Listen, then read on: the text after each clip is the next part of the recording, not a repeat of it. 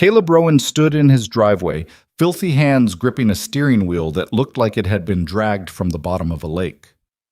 His neighbor Vivian Hart leaned against her Mercedes, arms crossed, watching him unload a rust-covered skeleton of a car from a flatbed trailer. She didn't hide her disgust. $100, she said, loud enough for anyone listening. You spent grocery money on that? Caleb didn't look up. His jaw tightened, but he kept working. Behind him, his 7-year-old son Finn clutched a toy wrench, eyes wide with something that looked like hope. And that was the problem, wasn't it? Hope didn't pay the electric bill. Hope didn't put food on the table or explain to your kid why the other fathers drove new trucks while you were dragging home junk that didn't even have wheels. But Caleb had seen something under that rust, something nobody else saw. And maybe that made him a fool. Or maybe it made him the only one paying attention. Chug. If you want to see whether Caleb's $100 gamble pays off or destroys everything he's built, stay with me until the end. Hit that like button and drop a comment with your city so I can see how far this story travels. The rust flaked off in Caleb's hands like dried blood. He stood in the dim light of his garage, staring at the wreck he'd towed home 3 hours ago, and tried to remember the last time he'd made a decision this stupid. It didn't take long. Every decision since Sarah died felt like the wrong one. Dad? Finn's voice cut through the quiet. The kid stood in the doorway, backlit by the porch light, still holding that toy wrench like it was a real tool, like his father was a real mechanic instead of a guy who fixed lawnmowers and changed oil to keep the lights on. Yeah, buddy? Is it really worth a lot of money? Caleb wiped his hands on his jeans, leaving brown smears across the denim. Worth a lot of money. The guy at the salvage yard had laughed when Caleb offered $100. Told him to take it for free if he hauled it himself. Said it was scrap metal at best, landfill at worst. But Caleb had seen the frame, seen the welds, seen something in the way the metal curved, even under all that corrosion, that didn't match the rust bucket exterior. Don't know yet, Caleb said, but we're going to find out. Finn nodded, solemn as a judge. Then he stepped into the garage, set his toy wrench on the workbench next to Caleb's real tools, and asked, "Can I help?" That was the moment Caleb's chest tightened. Not from hope, from fear. Because if he was wrong about this car, his kid would watch him fail. Again. Sure, Caleb said. Grab the wire brush. The next morning, Vivian Hart was in her driveway before sunrise, loading gym bags into her Mercedes. She wore running gear that probably cost more than Caleb's monthly rent. Her dark hair pulled into a perfect ponytail. She glanced at Caleb's garage, saw the light still on from the night before, and shook her head. Pathetic. She'd moved into the neighborhood 6 months ago, bought the nicest house on the block with cash, and made it clear she didn't do small talk with the locals. She ran a consulting firm downtown, the kind that charged 5 figures for PowerPoint presentations, and she didn't have time for people who couldn't manage their own lives. But she couldn't help watching Caleb Rowan stumble through his. Single father, dead-end job, a house that needed new gutters, and a lawn that needed mowing, and now he was wasting what little money he had on a car that looked like it belonged in a junkyard. She didn't hate him. She just didn't understand him. And Vivian Hart didn't like things she didn't understand. She was about to climb into her car when she heard voices. Caleb's garage door was open now, and 2 guys stood in the driveway, staring at the wreck like it was a museum piece. No way, one of them said. He was younger, maybe mid-20s, wearing a baseball cap and work boots. No fucking way. I'm telling you, the other guy said. Older, graying beard, grease-stained hands. Look at the subframe, look at the mounting points. Vivian slowed. Curiosity wasn't her style, but something in their tone caught her attention. Caleb stood between them, arms crossed, looking uncomfortable. You guys sure about this? Sure? The older guy laughed, but it wasn't a happy sound. Man, if this is what I think it is, you just bought the deal of the century, or the curse of your life. Hard to say which. Vivian frowned. She didn't walk over. That would have been admitting she cared, but she didn't get in her car either. Inside the garage, Caleb's phone buzzed for the 10th time in an hour. He ignored it. The 2 guys, Eddie and Marcos, were local mechanics he'd called for a second opinion. Eddie ran a restoration shop on the east side. Marcos worked at a dealership but spent his weekends rebuilding classics. Neither of them was joking around anymore. "Okay," Caleb said. "Explain it to me like I'm 5. Eddie crouched next to the car, running his fingers along a seam in the undercarriage. "This isn't factory. None of this is factory. See these welds? That's hand done. High-grade titanium alloy. You don't see that on production cars, ever. And the frame," Marcos added, kneeling on the other side. "This is custom. Weight distribution's off for anything commercial. It's built for speed. Serious speed." Caleb stared at them.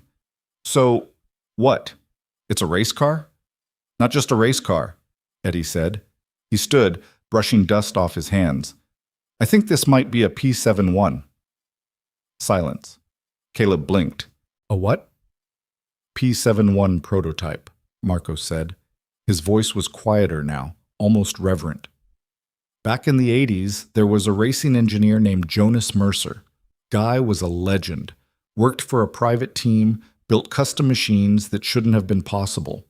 One of his projects was the P-71 program.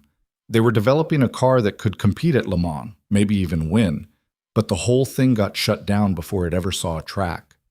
Why? Money, politics. Depends who you ask. But the cars disappeared. Most people think they were scrapped. A few got sold off to private collectors, but nobody's seen one in decades." Eddie tapped the frame with his knuckle. "Until now, maybe." Caleb felt the floor tilt under him. "You're saying this pile of rust is worth something?" "If it's real?" Marcos whistled. "Man, it's worth more than something. Could be 7 figures. Easy." Caleb's phone buzzed again. This time he looked. The screen was full of notifications, Facebook messages, emails, texts from numbers he didn't recognize. Someone had posted a picture of the car online, and now the internet wanted to know what he'd found. "Shit," Caleb muttered. Eddie grinned. "Yeah, shit, yum." By noon, the driveway was full. Caleb stood on his porch, watching strangers take pictures of his garage. Some of them were car enthusiasts, guys with cameras and notebooks, asking technical questions he couldn't answer. Others were just curious, neighbors he'd never spoken to, suddenly interested in what he was doing. And then there was Vivian. She stood at the edge of the crowd, still in her running clothes, arms crossed, expression unreadable.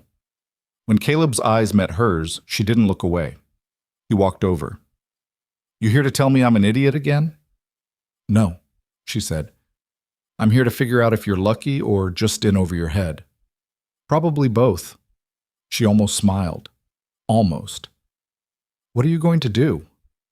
"What do you mean?" "You've got a crowd in your driveway and a car that might be worth a fortune. So what's the plan? Sell it? Restore it? Wait for someone to make an offer you can't refuse?" Caleb looked back at the garage. Finn was inside, sitting on an old stool, watching everything with wide eyes. The kid hadn't left his side all morning. "I don't know," Caleb said. "I just wanted to fix it up, teach Finn something. Now it's turning into a circus." "Then get control of it," Vivian said, "before someone else does." That night, Caleb locked the garage and sat at his kitchen table with his laptop. Finn was asleep upstairs. The house was quiet except for the hum of the refrigerator and the distant sound of traffic. He'd been scrolling through forums, blog posts, and archived articles about Jonas Mercer and the P-71 program. Most of it was speculation. Some of it was conspiracy theory. But the deeper he dug, the more the pieces fit. The car in his garage had markings that matched descriptions from old interviews. The frame geometry lined up with leaked blueprints. And the serial number Eddie had found, stamped into the chassis, corresponded to a batch of prototype builds that had been documented in a magazine article from 1987. Caleb leaned back in his chair, staring at the ceiling. If this was real, his life was about to change, and not just his, Finn's too. But there was something else, something he couldn't shake. Jonas Mercer had died in 1994, broken forgotten. His life's work buried in lawsuits and patent disputes. The P-71 program had been his masterpiece, and it had been stolen from him, or lost, or destroyed, depending on who you believed. And now one of those cars was sitting in Caleb's garage, covered in rust and bad decisions. He closed the laptop and rubbed his face. He hadn't slept in 2 days. Tomorrow, he'd figure out what to do. Tonight, he just needed to breathe. Vivian Hart didn't sleep much either. She sat in her living room, expensive wine in hand, scrolling through the same articles Caleb had been reading. She didn't know why she cared. This wasn't her problem. Caleb Rowan was a stranger who happened to live next door, and his sudden windfall had nothing to do with her. But she kept thinking about the way he'd looked at his son, the way Finn had watched his father work, like Caleb was building something bigger than a car. Vivian had built a company from nothing. She'd clawed her way to the top, made more money than most people saw in a lifetime, and earned the respect of clients who didn't respect anyone. But she'd done it alone, and she'd never had someone look at her the way Finn looked at his father. She set the wine glass down and stared at her reflection in the dark window. Outside, Caleb's garage light was still on. Maybe he was lucky, or maybe he was just too stubborn to quit. Either way, she decided she was going to keep watching. The first real offer came 3 days later. A man named Elliot Graves called Caleb's phone at 7 in the morning. Caleb was in the garage trying to remove a seized bolt when his phone rang. "Mr. Rowan?" "Yeah?" "My name is Elliot Graves. I'm a private collector. I believe you've recently acquired a vehicle of significant interest." Caleb set down his wrench. "Who told you that?"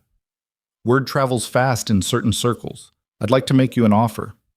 "I'm not selling." "You haven't heard the offer." Caleb hesitated. "Okay. What's the offer?" $50,000, cash, today." $50,000.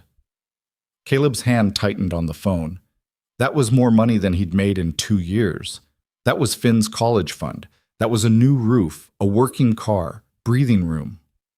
"I'll think about it," Caleb said. "Don't think too long," Graves said. "Other people are watching, and not all of them are as polite as I am." The line went dead. Caleb stood there staring at his phone, trying to process what just happened. $50,000. For a car he'd bought for $100. But something about the call felt wrong. The tone, the urgency, the implication that other people were watching. He looked at the car. Rust and metal and mystery. And he thought about Jonas Mercer, the engineer who'd built it, who'd died broke and forgotten. "Dad?" Finn stood in the doorway, holding 2 mugs of hot chocolate. He handed one to Caleb. "You okay?" Caleb took the mug. "Yeah, buddy, I'm okay." "Are we going to sell the car?" "I don't know yet."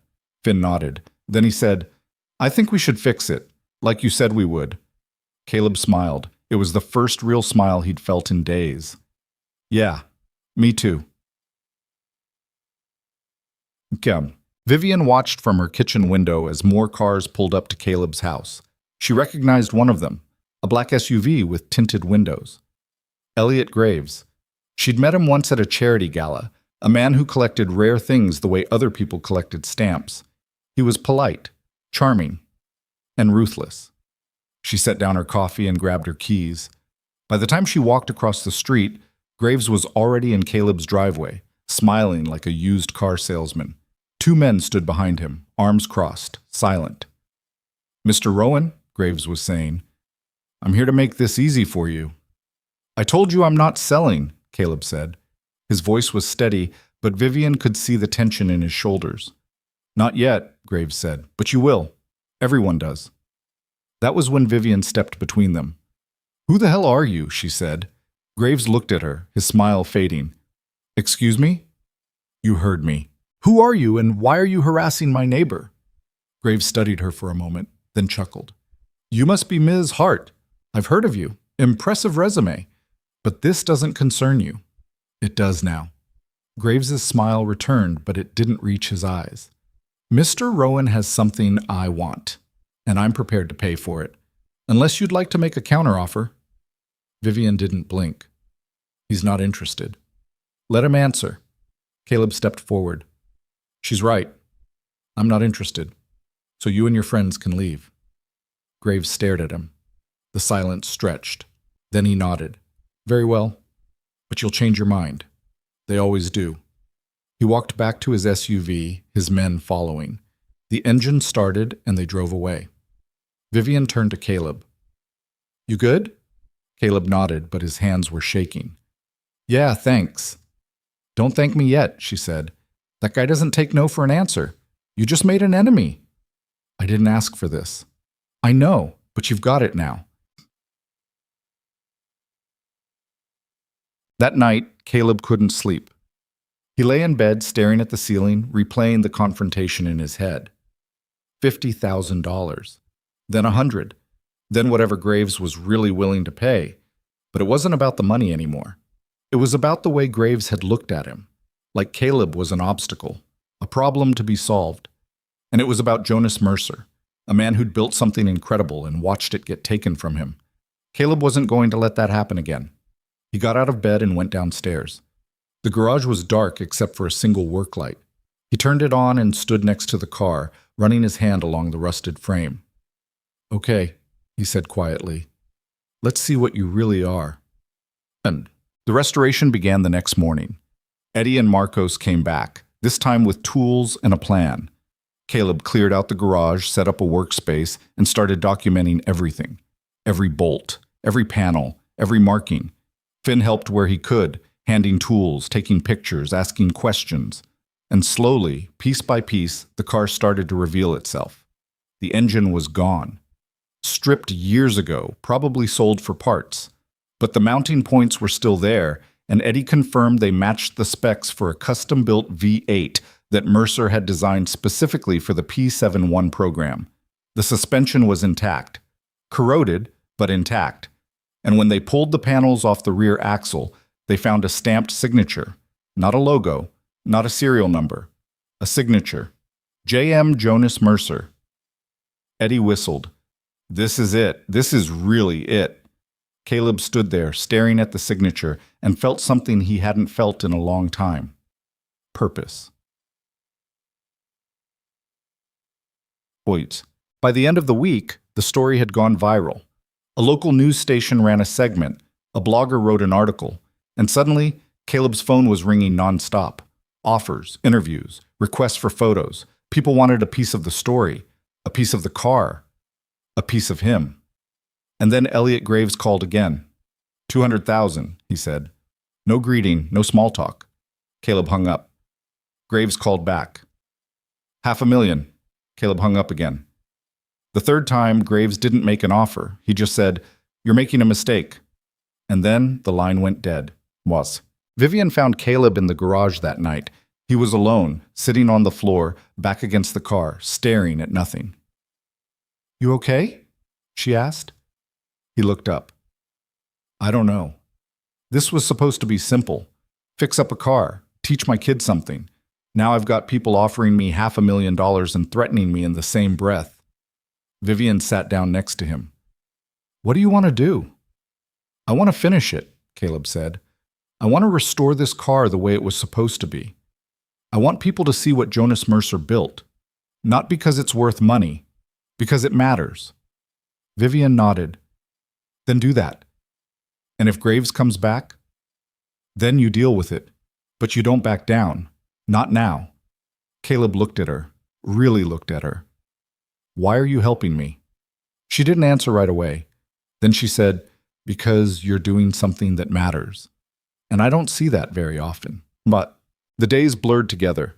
Caleb worked late into the night, pulled double shifts at his job, and spent every spare moment in the garage. Eddie and Marcos became regulars. Word spread in the car community, and other mechanics, engineers, and historians started reaching out. Some of them offered help. Others just wanted to see the car. Finn watched it all quiet and serious, taking it in. And one night, as Caleb was putting him to bed, the kid asked, "Are we going to be rich?" Caleb smiled. "I don't know, buddy. Maybe." "I don't care if we're rich," Finn said. "I just want to finish the car." Caleb's chest tightened. "Me too." 3 weeks later, the frame was cleaned. The rust was gone, revealing the precision underneath. Eddie had sourced period-correct parts from contacts across the country. Marcos had found an engineer who specialized in Mercer's designs, and he was flying in to consult. And Elliot Graves made his final offer. $1 million. Caleb stood in his driveway, phone in hand, staring at the number on the screen. $1 million. Life-changing money, Finn's future, security, everything he'd wanted. But he thought about Jonas Mercer, and he thought about the signature on the car, and he thought about the way Finn had looked at him that first night, holding a toy wrench, asking if he could help. He hit decline. Then he called Vivian. "I need your help," he said. "I'm not selling, but I don't know how to handle this on my own." There was a pause. Then Vivian said, "I'll be there in 10 minutes. What?" They worked through the night. Vivian brought structure, contracts, legal advice, a plan. She called contacts in the media, set up interviews, and started building a narrative around the restoration. Not about money, about legacy. And slowly, the pressure shifted. Instead of Caleb being the guy who found a valuable car, he became the guy who was restoring a piece of history. Crowdfunding campaigns started. Museums reached out. Sponsors offered support. Elliot Graves stopped calling. And Caleb kept working. So, 6 months later, the car was halfway restored. The frame was pristine. The suspension was rebuilt. The body panels were being fabricated by a team of specialists who'd worked on historic restorations before. And every step was documented, shared, celebrated. Finn was taller now, more confident. He didn't just hand tools anymore. He worked alongside his father, learning, asking questions, understanding. And Caleb wasn't the same man who'd bought a rusted wreck for $100. He was someone who'd seen something nobody else saw, and he'd fought to protect it. Vivian stood in the garage one evening watching Caleb work. She didn't say much. She didn't need to. "Thanks," Caleb said, not looking up. "For what?" "For believing me, when nobody else did." Vivian smiled. "You're welcome." And for the first time in a long time, Caleb felt like he was exactly where he was supposed to be. The engineer arrived on a Tuesday morning in October, driving a rental sedan that looked too clean for the neighborhood. His name was Daniel Cross, 63 years old, with wire-rimmed glasses and hands that shook slightly when he held his coffee. He'd worked alongside Jonas Mercer in the 80s, back when the P-71 program was still alive, back before everything fell apart. Caleb met him at the garage door, wiping grease off his hands with a rag that used to be white. "Mr. Cross, call me Daniel." The older man's voice was rough, like he'd spent too many years shouting over engine noise. He stepped into the garage and stopped. Just stopped. His eyes locked on the car frame, stripped down to bare metal now, gleaming under the work lights. "Jesus Christ," Daniel whispered. Caleb glanced at Eddie, who stood near the workbench with a wrench in hand. Eddie shrugged. Daniel moved closer, almost stumbling. He reached out, fingers hovering over the frame, not quite touching. "I never thought I'd see one of these again. We built 7 prototypes, and I watched them scrap 6 of them." "What happened to the 7th?" Caleb asked. Daniel's jaw tightened. "Jonas sold it. Had to. The company was going under, creditors were circling, and he needed cash. Some private buyer took it off his hands for 30 grand. We never knew who. Never knew where it went." He finally touched the frame, running his palm along the metal. "Until now." Finn appeared in the doorway, backpack still on his shoulders, home from school. He watched Daniel with careful eyes, the way kids do when they sense something important happening. "Is it real?" Finn asked. Daniel looked at him, smiled. "Yeah, kid, it's real." Eddie cleared his throat. "So what now? You gonna help us finish it?" Daniel pulled off his glasses and wiped them on his shirt. "I'll do more than help. I'm gonna make sure this thing gets done right, the way Jonas would have wanted." Caleb felt something loosen in his chest. Relief, maybe, or hope. Hard to tell the difference anymore. That night, Daniel spread blueprints across Caleb's kitchen table. Old photocopies, edges yellowed and torn, covered in notes written in cramped handwriting, Jonas Mercer's handwriting. "These are the only copies left," Daniel said. "Jonas gave them to me before he died. Told me to keep them safe. Said someday someone might care enough to finish what we started." Vivian leaned over the table, studying the drawings. She'd stopped by after work, still in her business clothes, looking out of place in Caleb's cramped kitchen, but she didn't seem to notice. "What are we looking at?" "Everything," Daniel said. He pointed to a schematic showing the engine assembly. "This is the heart of it. Custom V8, aluminum block, titanium internals. Jonas designed every piece by hand. No computer modeling, just math and instinct." "Can we build it?" Caleb asked. "Build it from scratch?" "No. Too expensive, too complicated. But we can source the parts. There are machine shops that specialize in this kind of work." It'll take time and money, but it's possible. Vivian pulled out her phone and started typing. I'll make some calls. I know people who fund restoration projects, museums, private collectors who care more about history than profit. Caleb watched her work, feeling something he didn't quite understand. Gratitude, maybe, or something more complicated. She didn't have to be here, didn't have to care. But she did. "Why are you doing this?" he asked. Vivian looked up. "Doing what?" "Helping. You've got your own life, your own company. This isn't your problem." She held his gaze for a moment, then went back to her phone. "Maybe I'm tired of problems that don't matter. Maybe this one does." Daniel chuckled. "You picked a good one to care about, lady. This car's going to change things. You'll see." Finn sat on the stairs, listening. He didn't say anything, but Caleb saw the way his son watched Vivian, like she was someone who belonged there now, like she'd earned her place at the table. The crowdfunding campaign went live 3 days later. Vivian had hired a media consultant, some guy named Marcus, who wore expensive sneakers and talked fast. He set up a website, shot video of the garage, interviewed Caleb and Daniel and Finn, made it feel bigger than it was, made it feel like something people should care about. And they did. The first donations came in within minutes, $20, $50, $100. Small amounts from people who loved cars, loved history, loved the idea of something forgotten being brought back to life. By the end of the first day, they'd raised $15,000. By the end of the week, it was 50. Caleb sat at his laptop, watching the numbers climb, feeling dizzy. This is insane. Vivian stood behind him, looking over his shoulder. This is what happens when you tell a story people want to hear. You're not just restoring a car, you're restoring a legacy. I don't know how to do that. You're already doing it. Marcus leaned against the counter, scrolling through his phone. We're getting press. Local news wants an interview. There's a car magazine in New York asking for a feature. And someone from the Smithsonian reached out. Caleb looked up. The Smithsonian? They're interested in the finished product, possible exhibition. Nothing confirmed, but they're watching. Eddie walked in from the garage, holding a grease-stained invoice. We're going to need more money. The parts alone are running $30,000. That's not counting labor. Vivian didn't hesitate. We'll get it. Keep the campaign running. Set up sponsorships. There are companies that'll pay to have their name attached to this. And if that's not enough, Caleb asked, then we figure it out. But the money kept coming. A retired engineer in California donated $5,000 with a note that said, Jonas Mercer taught me everything I know. Finish this for him.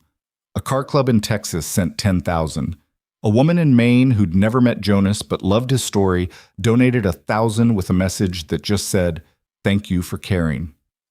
Caleb read every message, every single one, and he felt the weight of it. These people believed in something, believed in him, and he couldn't let them down. Elliot Graves didn't disappear. He just got quieter. Caleb would see him sometimes, parked down the street in that black SUV, watching, not doing anything, just watching. It made Caleb's skin crawl. He's waiting, Vivian said one evening. They were standing in the driveway, Caleb locking up the garage for the night, waiting for you to screw up, waiting for the money to run out, waiting for a reason to swoop in. What do I do? Don't give him one. But it wasn't that simple. 2 weeks later, someone broke into the garage. Caleb woke up at 3 a.m. to his alarm blaring. He ran outside in his underwear and a t-shirt, heart pounding, and found the side door kicked in. The lock was busted. The frame splintered. The car was still there. Nothing was missing. But someone had been inside, had touched things. Moved tools, left footprints in the dust. Caleb stood there, shaking, staring at the mess. Then he called Vivian. She arrived 15 minutes later, fully dressed, alert, like she'd been awake anyway. She looked at the door, looked at the garage, and her expression went cold. This was a message, she said. From who? Who do you think? Caleb clenched his fists. I'm calling the cops. And tell them what? Someone broke in but didn't steal anything? They'll file a report and forget about it. Vivian walked into the garage, studying the space. You need better security, cameras, alarms, a deadbolt that actually works. I can't afford that. I can. Caleb stared at her. I'm not taking your money. It's not charity, it's an investment. You think I'm putting all this work in just to watch Graves intimidate you into giving up? This isn't your fight. Vivian turned to face him. It is now. They installed the cameras the next day, 4 of them, covering every angle of the garage, motion sensors, a new lock, floodlights that turned night into day. Caleb hated feeling like he was under siege in his own home, but he hated the idea of losing the car more. Finn didn't say much about the break-in. He just started sleeping with a baseball bat next to his bed. Caleb found it one morning when he went to wake his son up for school. The bat was there, leaning against the wall within arm's reach. "You okay, buddy?" Caleb asked. Finn sat up, rubbing his eyes. "Yeah." "You scared?" "A little." Caleb sat on the edge of the bed. "Me too." "Are we going to finish the car?" "Yeah, we're going to finish it." Finn nodded. Then he said, "I'm glad Ms. Hart is helping us." Caleb smiled. "Me too." The engine build started in November. Daniel had found a machine shop in Detroit willing to fabricate the custom parts. It was run by a guy named Ray Chen, a second-generation machinist whose father had worked on race cars in the 70s. Ray knew the old methods, the precise tolerances, the hand finishing that made Mercer's engines sing. Caleb drove up to Detroit with Daniel and Eddie, bringing the blueprints and a down payment funded by the crowdfunding campaign. Ray's shop was a warehouse full of lathes and mills and grinders, the air thick with the smell of cutting oil and hot metal. Ray himself was in his 50s, built like a boxer, with scarred hands and a crooked smile. "So this is the famous P71, Ray said, studying the blueprint spread across his workbench. "I heard the stories, never thought I'd see the specs." "Can you do it?" Daniel asked. Ray grinned. "Yeah, I can do it. Gonna take 6 months, maybe more, and it's gonna cost you." "How much?" $40,000, give or take. Caleb's stomach dropped. They had the money from the campaign, but barely, and there were other costs piling up. Parts, labor, shipping. Every time he thought they were getting ahead, something new came up. But Eddie clapped him on the shoulder. "We'll figure it out. We always do." And somehow they did. More donations came in. A documentary crew reached out, wanting to film the restoration. They offered $20,000 for exclusive access. Vivian negotiated it up to $30,000. A tire company agreed to sponsor the build, providing period-correct racing tires in exchange for branding in the promotional materials. A paint supplier donated materials. A local fabricator offered to build the body panels at cost. Piece by piece, the impossible started to feel possible, but the pressure was constant. Every day, Caleb woke up feeling like he was one mistake away from losing everything. Every decision felt too big. Every dollar spent felt like a gamble. And then there was Vivian. She was at his house almost every night now, working at the kitchen table, managing logistics, handling media requests, keeping the whole operation from falling apart. She and Caleb developed a rhythm, a way of working together that felt natural. She'd ask questions, he'd make decisions, she'd execute, he'd keep building. But there were moments when the air between them felt different, heavier, like there was something neither of them wanted to say. One night, after Finn had gone to bed and Daniel had driven back to his motel, Caleb and Vivian sat on the porch with beers neither of them was really drinking. "Can I ask you something?" Caleb said. "Sure." "Why don't you ever talk about yourself?" Vivian looked at him. "What do you mean?" "I mean, you know everything about me. My job, my kid, my dead wife.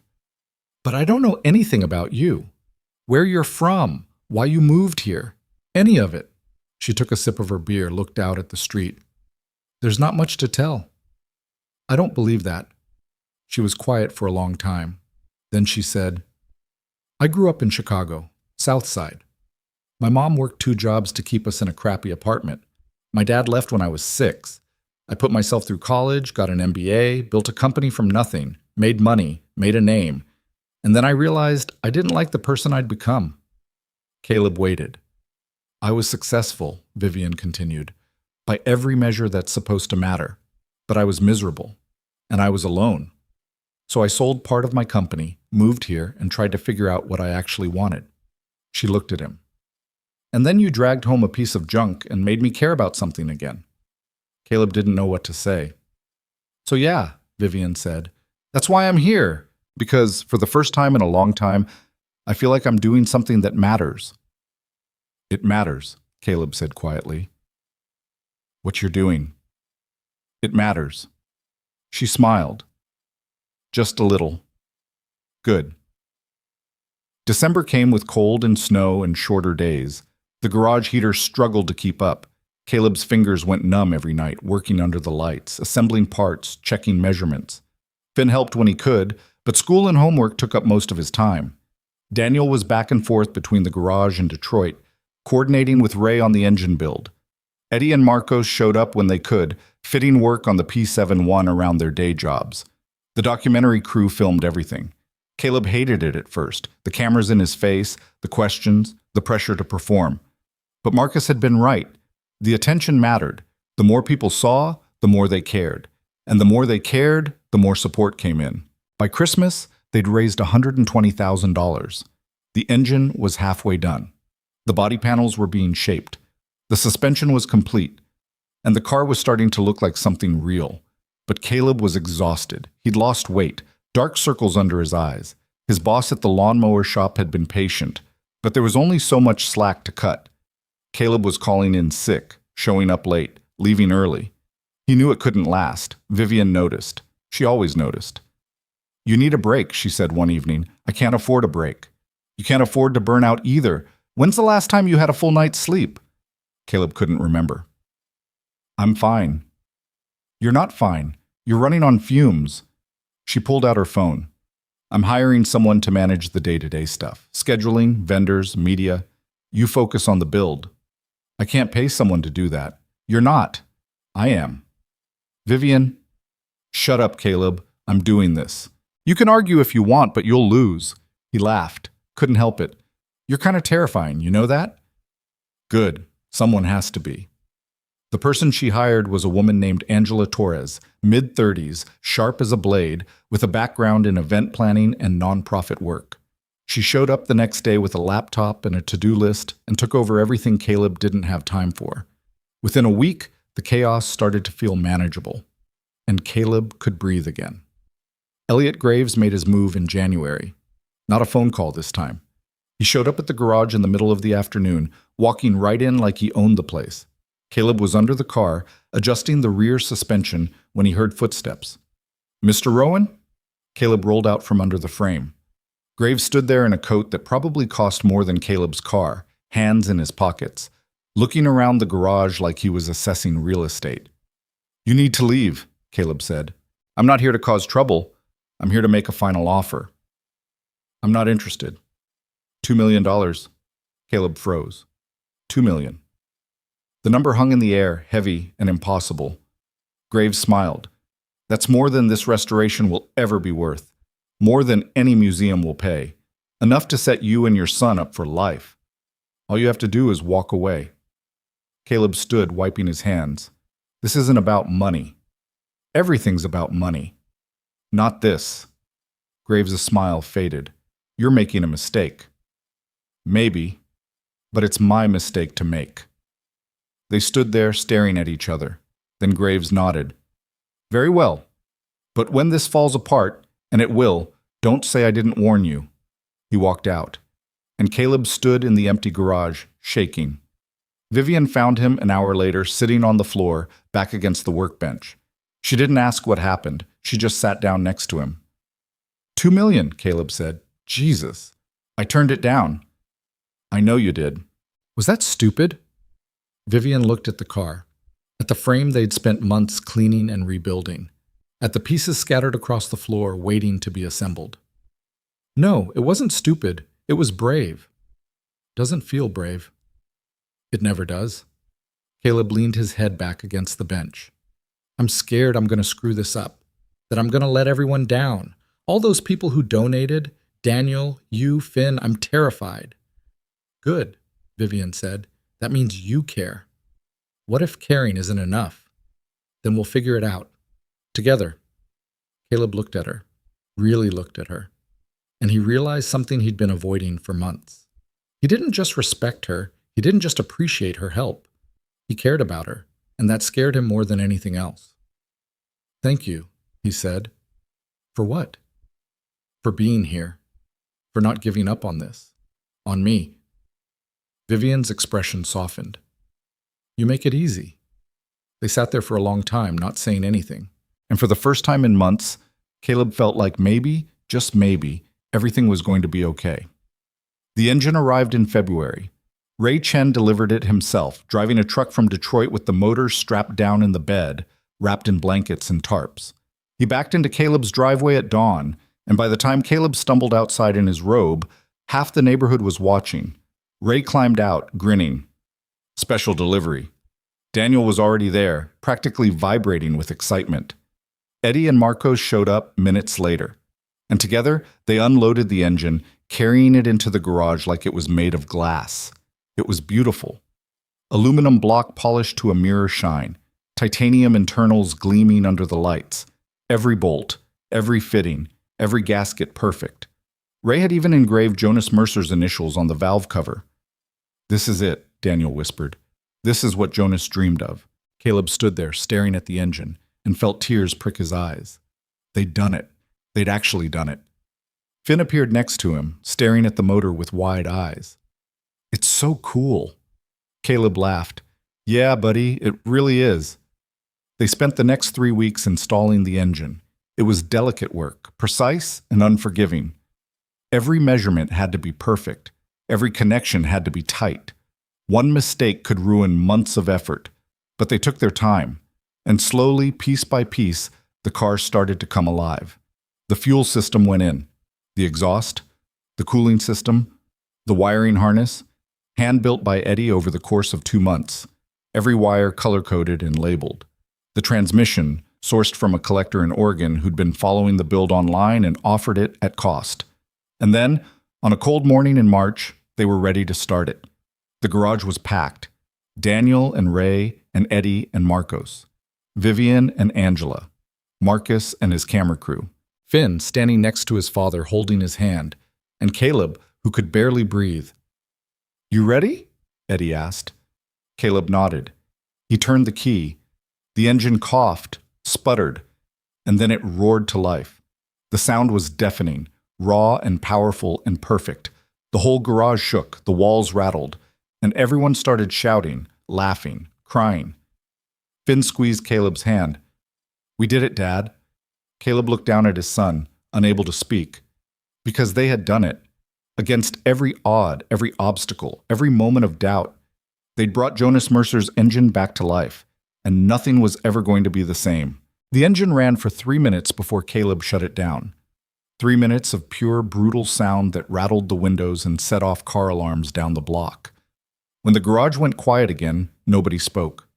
They just stood there, listening to the engine tick as it cooled, breathing in the smell of hot oil and burned fuel. Ray was the first to break the silence. That's the most beautiful thing I've heard in 20 years. Daniel wiped his eyes with the back of his hand, not bothering to hide the tears. Jonas would have loved this. He would have absolutely loved this. Caleb's hands were still shaking. He looked at Finn, who was grinning so wide it looked like his face might split. Did you hear that, buddy? Everyone heard that, Finn said. Eddie laughed. Yeah, pretty sure they heard it 3 counties over. The celebration lasted until midnight. People kept showing up, word spreading through the neighborhood like wildfire. Someone brought beer. Someone else brought pizza. The garage became a party, the car sitting in the middle like a sculpture, engine still warm, everyone taking turns looking under the hood, touching the valve covers, asking questions. Vivian stood near the back, watching Caleb move through the crowd.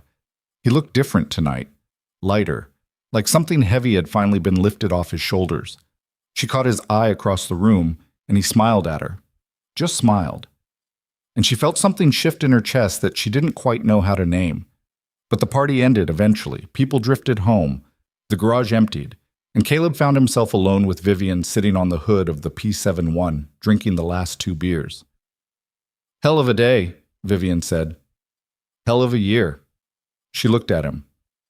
You know this is just the beginning, right? The engine's done. But the body still needs work. The interior, the electronics. You're maybe halfway there. I know. And the money's running tight again. Angela showed me the numbers. You've got maybe 3 months of runway left. Caleb took a long drink. I know that too.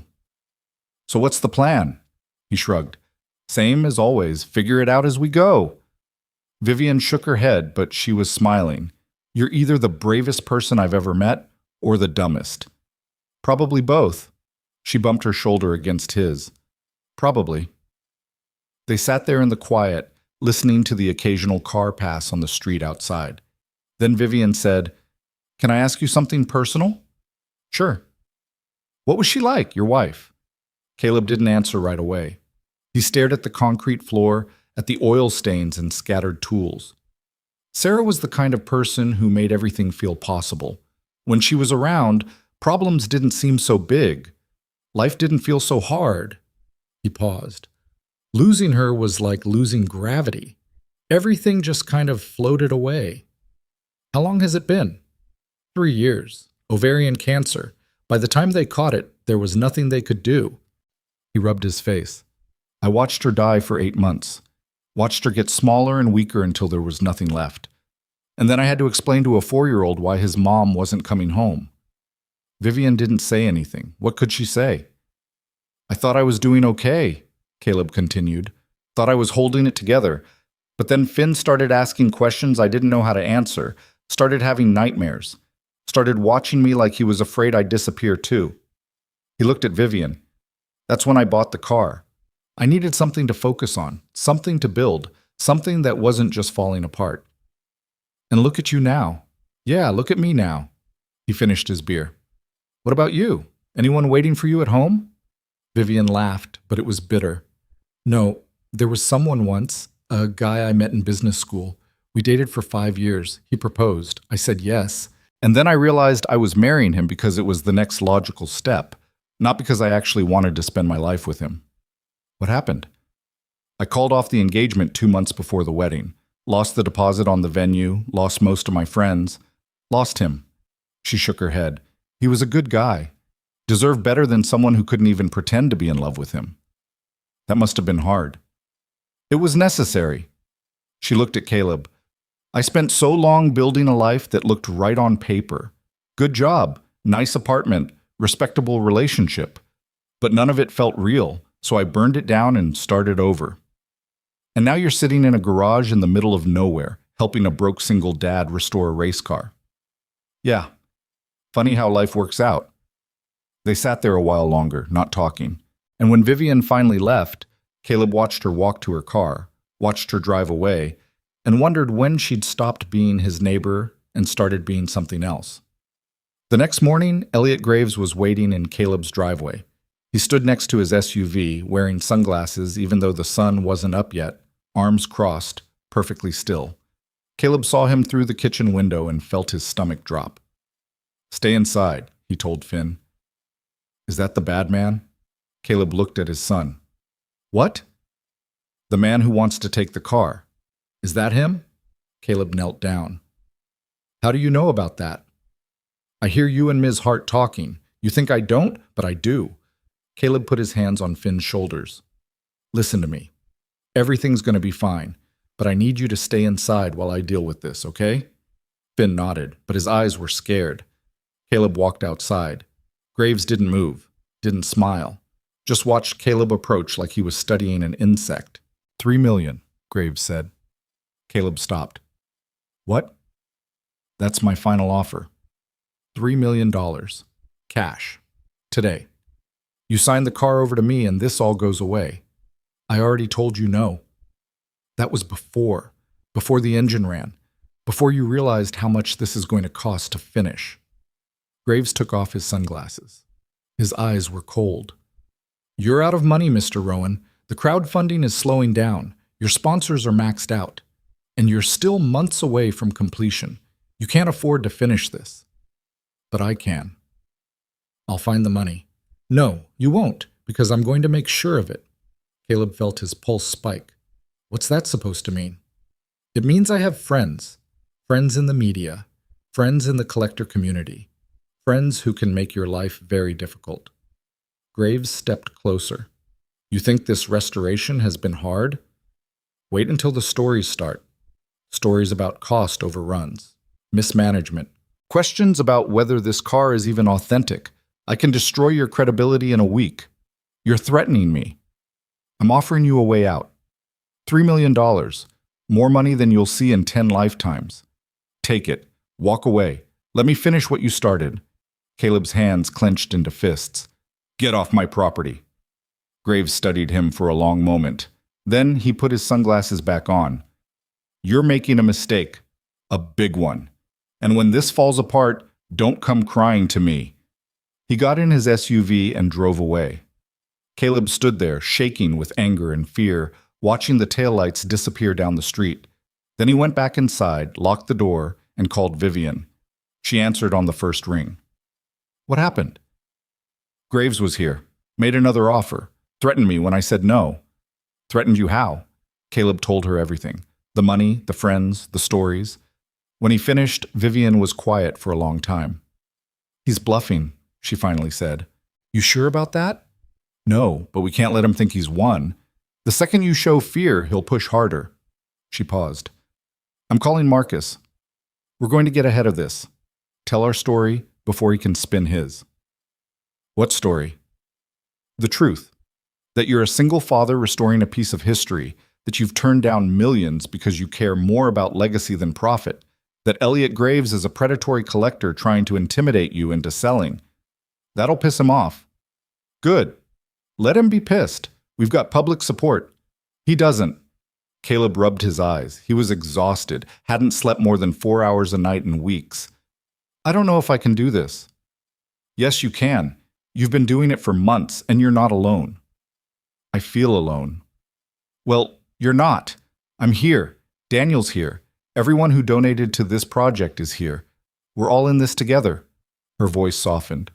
You're not going to lose, Caleb. Not to him, not to anyone. Caleb wanted to believe her. He really did. The media campaign launched that afternoon. Marcus worked fast, reaching out to every outlet that had covered the restoration. By evening, interviews were scheduled, articles were being written. The narrative was shifting from man restores rare car to collector tries to bully father into selling priceless project. And people were furious. The crowdfunding campaign, which had been slowing down, suddenly exploded. Donations poured in, not just from car enthusiasts anymore, from people who hated bullies, from people who wanted to see the little guy win, from people who believed in what Caleb was doing. By the end of the week, they'd raised another $80,000. But Graves wasn't done. 2 days later, an article appeared in a collector magazine questioning the P-71's authenticity. The piece was carefully written, full of alleged and unconfirmed reports, and sources say, but the message was clear. Caleb Rowan might be restoring a fake. Daniel read the article on his phone, standing in the garage, his face going red. This is bullshit, complete bullshit. I worked on this car, I know it's real. Can you prove it? Angela asked. She'd been managing the media responses, but this was bigger than anything they'd dealt with. The serial number matches the records. The frame geometry matches the blueprints. The welds match Jonas's technique. What more proof do they need? Enough to convince people who want to doubt, Vivian said. She was leaning against the workbench, arms crossed, thinking. We need an expert, someone the collector community trusts, someone who can authenticate the car publicly. Who? Caleb asked. Daniel thought for a moment, then his eyes widened. Margaret Ashford. Who's that? She's a historian, specializes in prototype race cars from the 70s and 80s. If anyone can authenticate this, it's her. But she's tough, doesn't do favors, and she doesn't work cheap. How much? Vivian asked. 10 grand. Maybe more. Vivian pulled out her phone. Set it up. Margaret Ashford arrived a week later. She was in her late 60s, silver hair pulled back in a tight bun, wearing a blazer that had seen better days. She carried a leather briefcase and a camera and didn't smile when Caleb introduced himself. I've read the article, she said, and I've seen the responses. A lot of noise, not much substance. We can provide documentation, Daniel said. Blueprints, photos, the serial number. I'll need more than that. I'll need to inspect every inch of this car, examine the welds, test the materials, run comparisons against known Mercer builds. She set her briefcase on the workbench. And if I find anything inconsistent, I'm going to say so. Publicly. I don't care how much money you've raised or how good your story is. I deal in facts. Caleb nodded. That's all we want. Margaret spent 3 days in the garage. She photographed everything, measured everything, took samples of the metal and sent them to a lab for analysis. She interviewed Daniel for hours, asking about Jonas Mercer's techniques, his habits, his signature quirks. She examined the serial number under magnification. She compared the frame geometry to the blueprints down to the millimeter, and she didn't tell them what she thought. On the third day, she packed up her equipment, shook Caleb's hand, and said, "You'll have my report in a week." Then she left. Caleb couldn't sleep that night, or the next night, or the night after that. He kept thinking about what would happen if Margaret's report said the car was fake. If all of this, the months of work, the donations, the support, the belief, turned out to be for nothing. "Stop spiraling," Vivian said. They were sitting on his porch again, late at night, watching the street. "I can't help it. The car is real. You know it is. Daniel knows it is. Everyone who's seen it knows it is." "But what if she doesn't agree?" "Then we deal with it. But you can't live in the what-ifs. You'll drive yourself crazy." Caleb leaned back in his chair.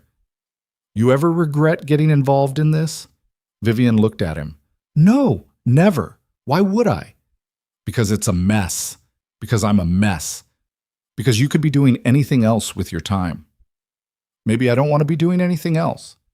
There was something in her voice that made Caleb look at her, really look at her, and he saw something in her eyes he hadn't noticed before. Or maybe he had noticed, but hadn't let himself believe it was real. "Vivian." "Don't," she said quietly. "Not yet." "Not yet what?" "Whatever you're about to say, just don't. Not until this is done." Caleb wanted to argue, wanted to tell her that he cared about her, that she'd become more important to him than he'd ever intended, that he thought about her constantly. But he didn't, because she was right. They had to finish this first, so he just nodded. And they sat there in silence, close but not touching, waiting for a report that would change everything. Margaret's email arrived on a Tuesday morning. Subject line P71. Authentication report. Caleb stared at it for 10 minutes before opening it. Vivian sat next to him at the kitchen table. Daniel stood behind them. Eddie and Marcos were on speakerphone. Angela waited in the corner, ready to handle whatever came next. Caleb clicked the email. The report was 20 pages long, dense with technical language and analysis. But the summary at the top was clear. After extensive examination and analysis, I can confirm with reasonable certainty that the vehicle in question is an authentic P71 prototype, constructed under the direction of Jonas Mercer circa 1986 to 1987. The frame geometry, welding technique, material composition, and serial number all align with documented specifications from the P71 program. While some components have been replaced or restored, the core structure is original and historically significant. This vehicle represents a rare surviving example of Mercer's engineering work and should be preserved accordingly. Caleb's vision blurred. He couldn't speak. Daniel let out a noise that might have been a laugh or a sob. "We did it. Holy hell, we did it." Vivian grabbed Caleb's hand and squeezed. "I told you." Eddie was shouting through the phone. Marcos was laughing. Angela was already typing, preparing a press release. And Caleb just sat there, holding Vivian's hand, feeling like the world had just tilted back into place. The authentication report went public the next day. Every outlet that had covered the story ran updates. The collector magazine that had questioned the car's authenticity published a retraction. And the donations started flooding in again, faster than before. But more importantly, the conversation changed. This wasn't just a restoration project anymore. It was a rescue, a preservation of something rare and important, a fight against people like Elliot Graves, who saw value only in ownership, not legacy. And Caleb found himself at the center of it all, whether he wanted to be or not. The body panels arrived in April, shipped from a fabricator in California who specialized in custom metalwork. They were raw aluminum, shaped by hand to match the original design, ready to be fitted and finished. Caleb and Eddie spent 2 weeks test-fitting each panel, adjusting, trimming, making sure everything lined up perfectly. The car was starting to look like a car again. Not finished, Not close, but recognizable. The curves were there, the aggressive stance, the proportions that made it clear this thing was built for speed. Finn came home from school one day and stopped dead in the driveway, staring at the garage. "Whoa," Caleb grinned. "Pretty cool, right? It looks like a real race car." "That's because it is." Finn walked around the car slowly, taking it in. Then he said, "Can I sit in it?" Caleb hesitated. The interior wasn't done. Hell, there was barely an interior at all. Just the bare frame, some wiring, and a seat they'd pulled from a parts car. But he nodded. "Yeah, go ahead." Finn climbed in carefully, hands gripping the roll cage, settling into the seat. His feet didn't reach the pedals. His head barely cleared the dashboard. But he sat there, gripping the steering wheel, and his face lit up with something that looked like pure joy. "This is so cool," Finn said. Caleb stood there, watching his son, and felt his chest tighten. This was why he'd started. Not for the money, not for the attention, for this. For the look on his kid's face, for the chance to build something together. For the chance to show Finn that sometimes, if you cared enough and worked hard enough, impossible things became possible. "You did good, Dad," Finn said. Caleb's eyes stung. "We did good, buddy. You and me." But as spring turned into summer, the pressure mounted. The crowdfunding had slowed again. The big costs were coming due. Paint, interior, electronics, final assembly. They were still $60,000 short, and there was no obvious place to find it. Vivian called a meeting. Caleb, Daniel, Angela, Eddie, Marcos, and a few key supporters gathered in Caleb's living room. Vivian stood at the front, holding a spreadsheet. "We're in trouble," she said. No preamble, no sugarcoating. "We've got enough to finish the mechanical work, but the cosmetics, the final touches, the things that make this car museum quality instead of just functional, we can't afford them. Not right now." "Can we get more sponsors?" Angela asked. "We've tapped everyone. The well's dry." "What about a loan?" Eddie suggested. "Against what collateral? Caleb doesn't own anything valuable except the car itself, and we can't risk losing it." Daniel leaned forward. "What if we take it on the road?" Everyone looked at him. "What do you mean?" Caleb asked. "I mean we show it off. Bring it to car shows, events. Let people see it in person, charge admission, sell merchandise, turn the restoration into an experience people will pay for." Vivian's eyes narrowed. "That could work, if we move fast." "How fast?" Caleb asked. 2 months. We book a tour, hit major cities, build buzz, raise the last 60 grand we need. Then we come home and finish the job." Caleb looked around the room. Everyone was nodding. It made sense. But it also meant putting the car on display before it was done. Showing the world an unfinished project, risking criticism, risking failure. But what choice did they have? "Okay," Caleb said. "Let's do it." The tour started in June. They loaded the P71 onto a trailer and hit the road, traveling to car shows and exhibitions across 3 states. Daniel drove. Caleb and Finn rode along. Vivian coordinated logistics from home, managing bookings and media appearances. The response was overwhelming. Everywhere they went, crowds gathered. People wanted to see the car, wanted to hear the story, wanted to be part of something bigger than themselves, and they paid. Admission fees, donations, merchandise, T-shirts and posters, and commemorative coins. By the end of the first month, they'd raised $40,000. By the end of the second, they hit their goal. But the tour took its toll. Caleb was exhausted. Finn missed school, falling behind on homework. Daniel's back was acting up from all the driving. And the car itself, being moved constantly, started showing wear. A panel came loose, a wire shorted. Small problems, but problems nonetheless. They limped home at the end of August, battered and tired, but with enough money to finish. And then Elliot Graves made one final move. He filed a lawsuit, claimed that the P71 was legally his property, that it had been stolen from a collection he'd purchased in the 90s, that Caleb had no right to restore or display it. The claim was nonsense. There was no evidence, no documentation, nothing. But it didn't matter. The lawsuit froze everything. No one would touch the project until the legal issues were resolved. Sponsors backed out. The museum that had expressed interest went silent, and Caleb, exhausted and broke and out of options, stood in his garage staring at the car he'd spent a year of his life on. wondering if it had all been for nothing. Vivian found him there that night. She didn't say anything at first, just stood next to him, looking at the P-71, the almost finished body gleaming under the lights. "We'll fight it," she said. "With what? I can't afford a lawyer." "I can." Caleb looked at her. "No, you've done enough. More than enough. I'm not asking your permission." "Vivian," she turned to face him. "Listen to me. This car matters. What you're doing matters. And I'm not letting some asshole in an expensive suit take it away from you. So you can argue if you want, but it won't change anything." Caleb stared at her. And then, without thinking, he kissed her. She froze for half a second, then she kissed him back. When they finally pulled apart, both breathing hard, Vivian said, "Took you long enough." Caleb laughed, couldn't help it. "I'm an idiot?" "Yeah, but you're my idiot." And standing there in the garage, surrounded by the pieces of a car that had consumed his life, Caleb felt something he hadn't felt in years. Hope. Real, solid, unshakable hope. They were going to finish this. Together.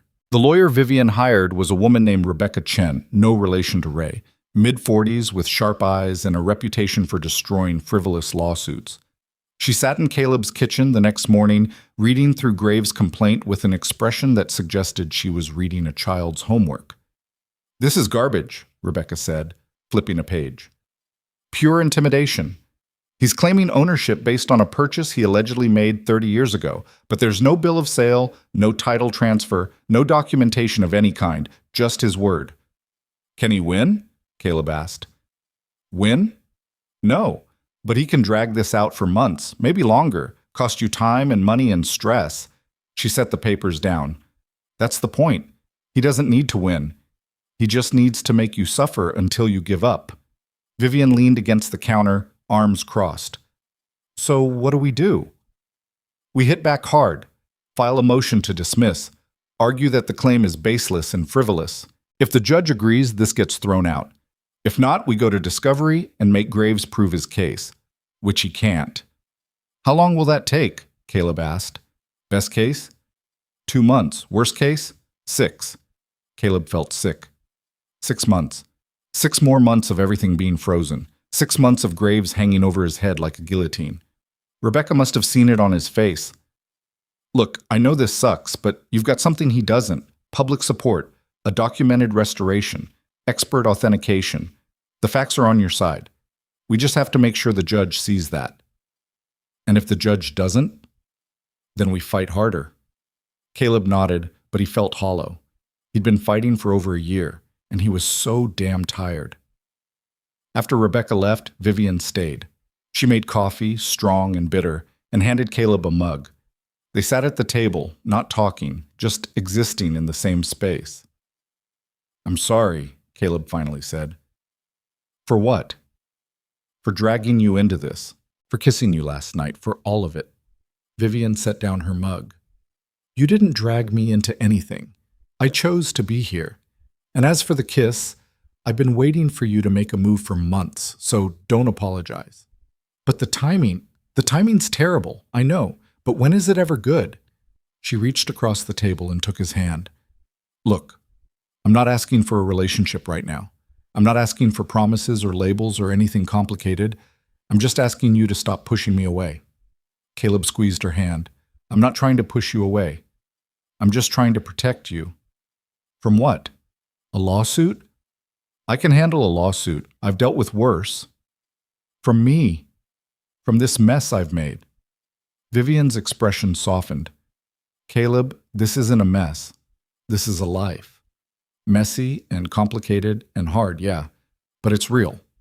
And I'd rather have this than the sterile, perfect life I had before."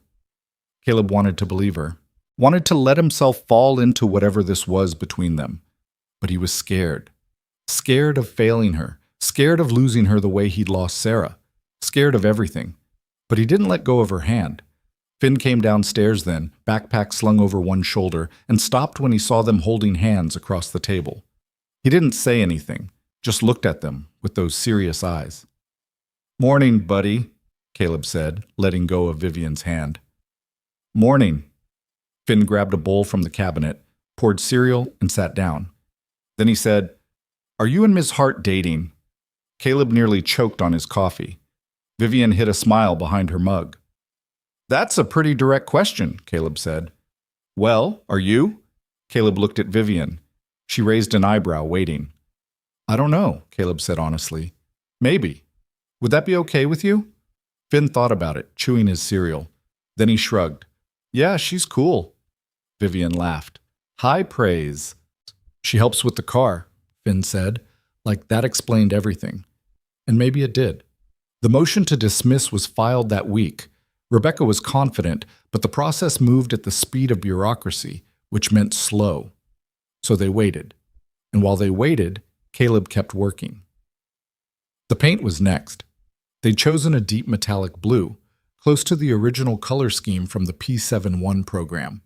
The painter, a guy named Leo, who'd been following the build online, offered to do the work at cost. But even at cost, it was $10,000.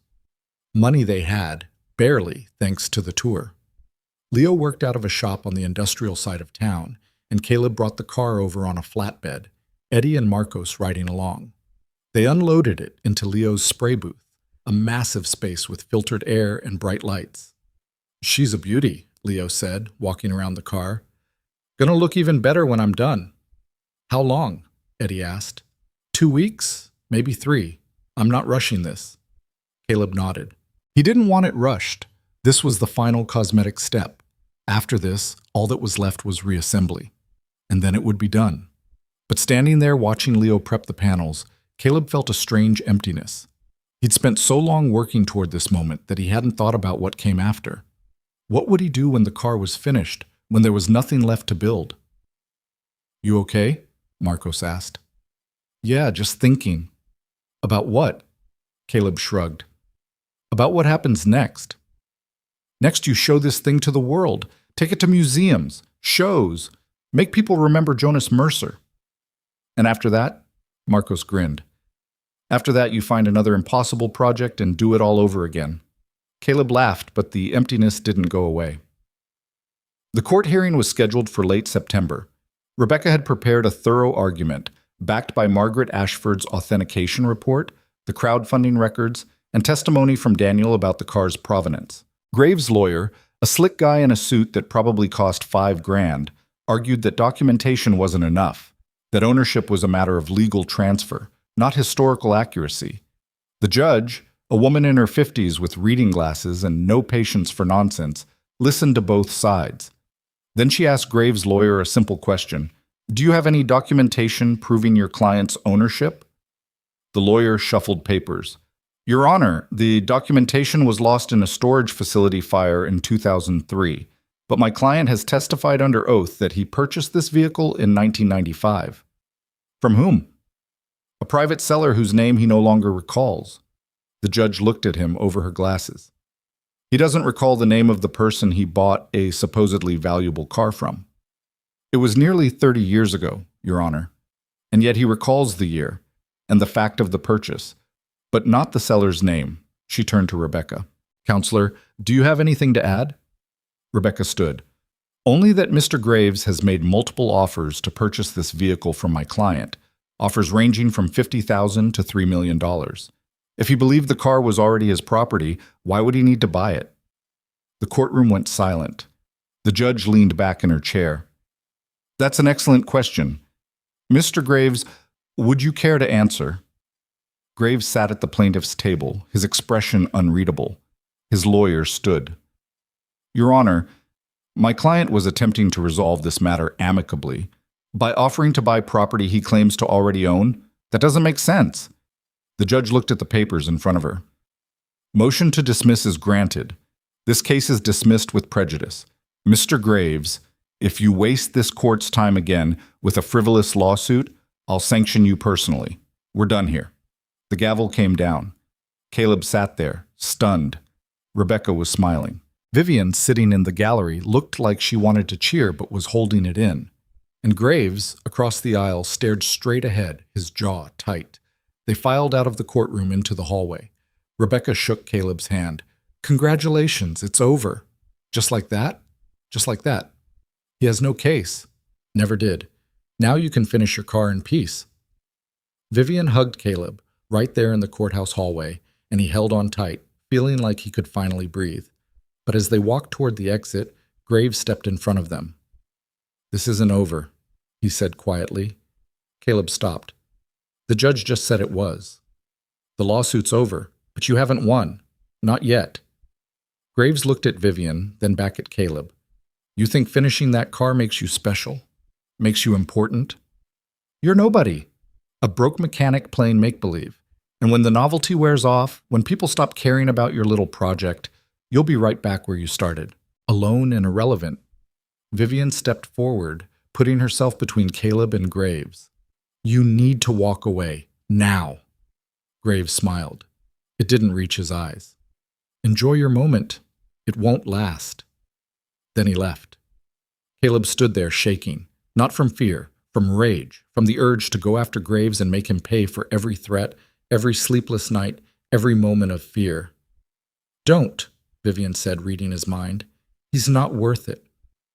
He's been making my life hell for a year." "I know, but you won. He lost, and nothing he says can change that." Caleb took a breath, then another. And slowly, the rage faded into something else. Relief, victory, the knowledge that Graves no longer had any power over him. They walked out of the courthouse into the sunlight, and Caleb felt lighter than he had in months. The car came back from Leo's shop 3 weeks later. The paint was perfect. Deep blue, almost black in low light, shimmering like water under the sun. Every panel was smooth. Every line was sharp. It looked like something out of a dream. Daniel stood in the garage, staring at it, tears running down his face. Jonas would be so proud. So damn proud. Eddie ran his hand along the fender, careful not to smudge the finish. "This is museum quality work. Better than museum quality." Caleb just stood there, taking it in.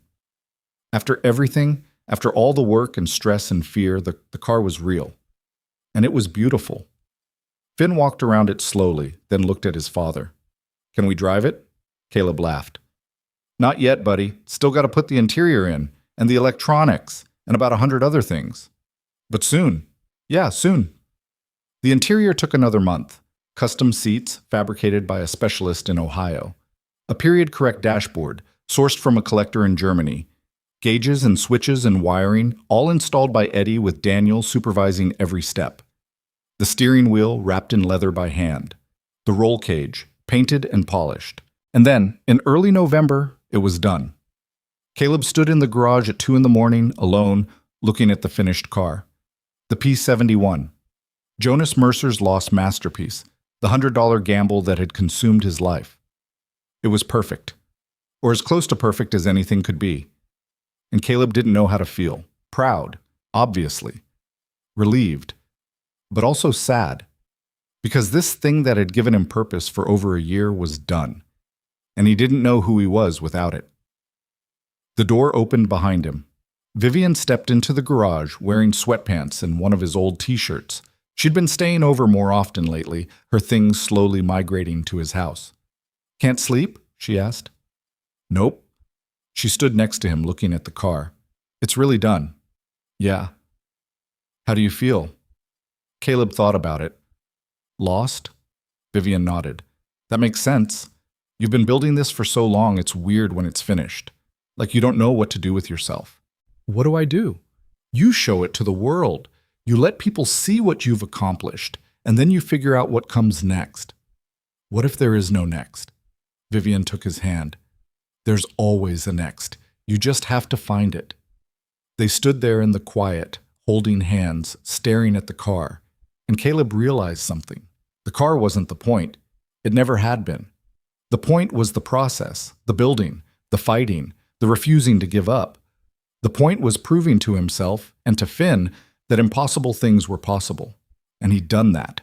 The unveiling was scheduled for December at a car museum in the city. It would be a big event. Press, collectors, historians, everyone who'd followed the build, everyone who'd donated, everyone who'd believed in the story. But first, Caleb wanted to do something private. He loaded the car onto a trailer and drove it to a cemetery on the outskirts of town. Sarah's cemetery. He parked near her grave, unloaded the P-71, and just stood there. Finn stood next to him, holding a small bouquet of flowers they'd picked up on the way. "You think she'd like it?" Finn asked. Caleb's throat tightened. "Yeah, buddy, I think she'd love it." They walked to Sarah's headstone. Finn set down the flowers.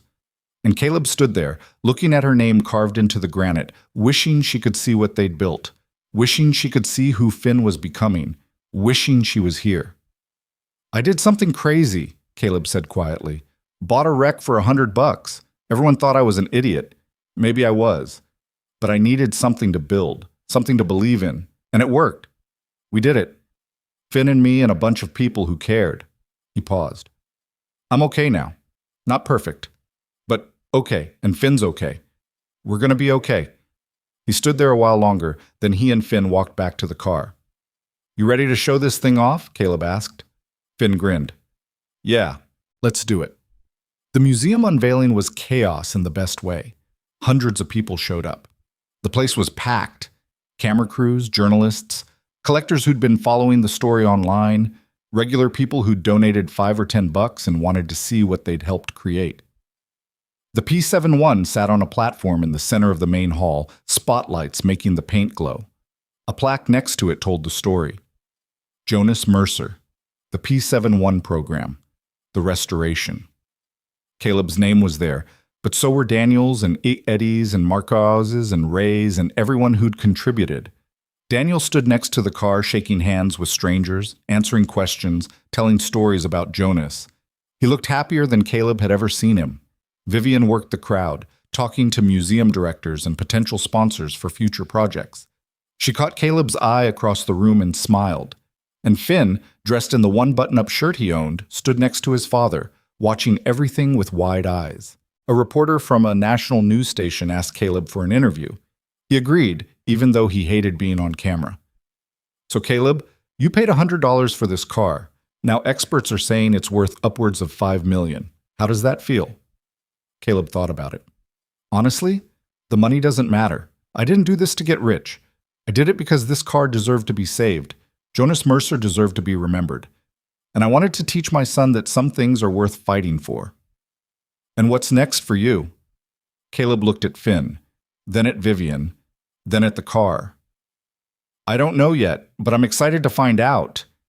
The museum offered to purchase the P-71 for a permanent exhibition. The offer was generous. More than generous. Enough to secure Finn's future and then some. Caleb talked it over with Daniel, with Vivian, with Finn. "What do you think, buddy?" Caleb asked. "Should we sell it to the museum?" Finn looked at the car, then at his father. "Will people be able to see it?" "Yeah, anyone who wants to." "And will they know about Mr. Mercer?" "They'll know everything." Finn nodded. "Then yeah, let's do it." Caleb signed the papers a week later. The money hit his account the day after, and for the first time in his adult life, Caleb Rowan wasn't broke. He paid off his debts, put money aside for Finn's college, donated a chunk to a scholarship fund in Jonas Mercer's name for young engineers, and then he sat at his kitchen table staring at the balance on his laptop screen, feeling strange. "You okay?" Vivian asked. She was cooking dinner, something she'd started doing more often. "Yeah, it's just weird." "Being financially stable?" "Being done. Having nothing to work on." Vivian set down her spatula and sat across from him. "You know what I think you should do?" "What?" "Start a restoration business, partner with Daniel and Eddie. There are other cars out there, other projects that need saving. You're good at this, Caleb. And you've built a reputation. People trust you." Caleb leaned back in his chair. "That's a big step." "So was buying a rusted wreck for $100, he smiled. "True. Think about it. You don't have to decide today, but you've got options now, real options. Don't waste them." Caleb thought about it. A restoration business, working with Daniel and Eddie, saving other forgotten machines, teaching Finn the trade, building something that lasted. It wasn't a bad idea. It wasn't a bad idea at all. The final exhibition opened in January. The P-71 sat in a place of honor, surrounded by information panels about Jonas Mercer and the engineering innovations he'd pioneered. Caleb attended the opening with Finn and Vivian and Daniel. They walked through the exhibit, reading the plaques, looking at the blueprints and photos and artifacts, and then they stood in front of the car one last time. "You did it," Daniel said quietly. "You brought it back to life." "We did it," Caleb corrected. "All of us." Daniel smiled. "Yeah, we did." They stood there a while longer, just looking. And Caleb felt a sense of completion he'd never experienced before. Not happiness exactly, something deeper. Satisfaction. The knowledge that he'd done something meaningful, something that mattered. Finn tugged on his sleeve. "Dad?" "Yeah, buddy?" "Can we get ice cream?" Caleb laughed. "Yeah, we can get ice cream." They left the museum and drove to a diner across town, ordered sundaes and burgers, and sat in a booth by the window. Vivian stole bites of Caleb's fries. Finn told a rambling story about something that happened at school. Daniel talked about his plans to write a book about Jonas Mercer, and Caleb sat there, listening, watching, feeling like maybe, just maybe, everything was exactly as it should be. Later that night, after Finn was in bed and Daniel had driven back to his place, Caleb and Vivian sat on the porch. The garage was empty now, the tools put away, the space quiet. "What are you thinking?" Vivian asked. "I'm thinking I want to do it, the restoration business, with Daniel and Eddie. I want to keep doing this." Vivian smiled. "Good. You should. And I'm thinking I want you to be part of it, not just as a helper, as a partner." She looked at him. "A business partner?" "That too." Vivian's smile widened. "Are you asking me to date you officially, Caleb Rowan?" "I guess I am." "Took you long enough," he laughed. "I'm slow. Haven't you noticed?" "I've noticed." She leaned over and kissed him. "Yes, by the way, to all of it." They sat there on the porch, holding hands, looking out at the quiet street. And Caleb realized something. He'd spent so long grieving Sarah, so long feeling broken, that he'd forgotten what it felt like to be whole. But sitting here with Vivian, with the knowledge that Finn was safe upstairs, with the promise of new projects and new beginnings, he felt something close to whole again. Not perfect, never perfect, but whole. And that was enough. The restoration business opened in March, operating out of a warehouse space Vivian had found on the industrial edge of town. It wasn't fancy, concrete floors, high ceilings, fluorescent lights that buzzed when you turned them on, but it had space for 3 cars, a proper lift, and room to grow. They called it Mercer Restorations. Daniel had been the one to suggest the name, and nobody argued. It felt right. A way to keep Jonas's legacy alive beyond just the P71. A promise that the work they did would honor the same principles he'd stood for. Precision, integrity, respect for the craft. The first client came through a referral from Margaret Ashford, a collector in Vermont with a 1970s prototype that had been sitting in a barn for 30 years. The car was a disaster. Rust everywhere, engine seized, interior destroyed by mice. But underneath all that damage, there was something worth saving. Caleb drove up with Eddie to look at it. They spent 2 hours crawling over the frame, taking photos, making notes. The collector, an older man named Gordon, watched them work with cautious hope. "Can you fix it?" Gordon asked. Caleb stood up, wiping his hands. "Fix it? Yeah. But it's going to take time, and it won't be cheap." "How much time?" 8 months, maybe a year." Gordon nodded slowly. "And the cost?" Eddie pulled out his phone, did some quick math. Ballpark? 150 grand. That's parts and labor. Could go higher depending on what we find once we dig in. Gordon whistled. "That's a lot of money." "It is," Caleb said, "but this car is rare. Maybe one of 20 ever built. If we do this right, you'll have something nobody else has. Something that'll outlive all of us."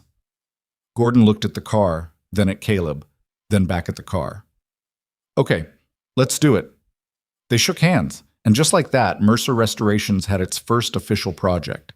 The work was different from the P71, less emotional weight, less public scrutiny, just the craft itself, the problem solving, the slow transformation from broken to whole. And Caleb discovered something he hadn't expected. He loved it. Not the way he'd loved restoring the P71, which had been tangled up with grief and purpose and proving something to himself. This was cleaner, simpler. just the satisfaction of taking something ruined and making it beautiful again. Eddie and Daniel fell into a rhythm. Eddie handled the mechanical work, the precision engineering that made everything run. Daniel consulted on the historical accuracy, making sure every detail matched the original design. And Caleb managed the overall vision, coordinating between them, making decisions, keeping the project moving forward. Vivian ran the business side, client relations, budgets, marketing. She'd scaled back her consulting work, taking on fewer clients so she could focus on the restoration shop. It wasn't what she'd planned when she'd moved to this quiet neighborhood, but it turned out to be exactly what she needed. Finn helped when he could, after school and on weekends. He was 9 now, taller, more confident. He'd learned to use basic tools, knew the names of engine components, could spot the difference between different types of metal, and he watched everything with those serious eyes, absorbing it all. One Saturday afternoon, Caleb found Finn sitting in the office, doing homework at Vivian's desk. Math problems, fractions, the kind of stuff that made Caleb's brain hurt. "How's it going?" Caleb asked. Finn looked up.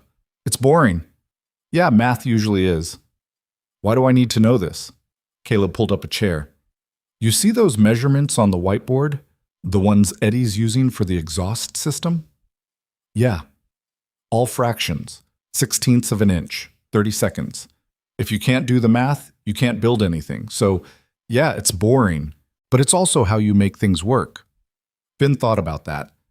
Then he went back to his homework, a little less reluctant. Vivian appeared in the doorway holding 2 cups of coffee. She handed one to Caleb and leaned against the desk. "You're good at that." "At what?" "Being a dad. Explaining things in a way that makes sense." Caleb smiled. "I'm just making it up as I go." "That's what everyone does. You're just honest about it." They'd been together 6 months now, living together for 3. It had been a gradual thing, her stuff migrating from her house to his, until one day she just stopped going back. They hadn't talked about marriage or long-term plans or any of that. Just took it one day at a time. And somehow that worked. But there were moments when Caleb wondered if he was being fair to her, if he was holding back because he was scared, if he was giving her everything she deserved or just enough to keep her around. "What are you thinking?" Vivian asked. "Nothing." "Liar." He looked at her. "I'm thinking I don't want to screw this up." "You won't. You don't know that." "I know you. And I know you're not the kind of person who screws things up on purpose. You overthink, you worry, but you don't quit. So stop worrying about failing and just be here." Caleb wanted to argue, wanted to list all the ways he could mess this up, but she was right. He was overthinking. So he just nodded and drank his coffee and let himself be here. The second project came in May, a race car from the 80s owned by a woman named Patricia who'd inherited it from her father. The car had been his pride and joy, but he'd died before finishing the restoration. Patricia wanted to complete it in his honor. Caleb met with her in the shop, listening to her talk about her father, the way he'd spent every weekend in the garage, the way he'd taught her to change oil and gap spark plugs, the way the car had been his escape from a life that hadn't turned out the way he'd hoped. "He would have loved what you did with the P71, Patricia said. "He followed the whole thing online, donated $100 to the crowdfunding. He died 2 months before you finished." Caleb felt a lump in his throat. "I'm sorry." "Don't be. He got to see most of it, got to believe it was possible." She looked at the empty bay where her father's car would go. "I want you to finish this. Not for me. For him." "We'll do it right," Caleb said. "I promise." They started work the following week. The car was in better shape than Gordon's, but it still needed months of effort. Eddie stripped the engine, Daniel tracked down period-correct parts, and Caleb coordinated it all, balancing 2 projects at once, keeping both clients updated, making sure nothing slipped through the cracks. It was exhausting, but it was also alive in a way his old life had never been. He wasn't just fixing lawnmowers for $40 a pop. He was building something meaningful, creating something that would last. And people noticed. By summer, they had a waiting list, 4 clients lined up, then 6, then 8. Word spread through the collector community. Mercer Restorations became known as the place that cared more about the work than the money. The place that would take on projects other shops wouldn't touch. Caleb had to hire more help. A young mechanic named Sam, fresh out of tech school, hungry to learn. A fabricator named Lisa who could shape metal like it was clay. And a painter named Derek who'd worked with Leo and wanted to be part of something bigger. The shop grew, the team grew, and Caleb found himself managing people, teaching people, leading in a way he'd never imagined. One evening, after everyone had gone home, Daniel found Caleb in the office, staring at spreadsheets. "You okay?" Daniel asked. "Yeah, just trying to figure out how we're going to fit all these projects into the schedule." Daniel sat down. "You know what Jonas used to say? He said the moment you stop being scared is the moment you stop growing." "I'm definitely still scared." "Good. Means you're still growing." Daniel smiled. "You've built something here, Caleb. Something real. Jonas would have respected the hell out of that. I just don't want to let anyone down." "You won't. You care too much to let that happen." Caleb looked at the old man. Daniel had become more than a consultant, more than a friend. He was family, the kind you choose, the kind that shows up when it matters. "Thank you," Caleb said, "for everything. For believing in me when I was just some guy with a rusted wreck."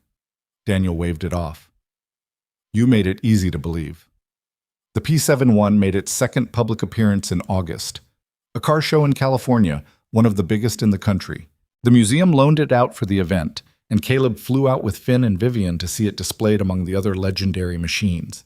They walked through the show, surrounded by millions of dollars worth of automotive history.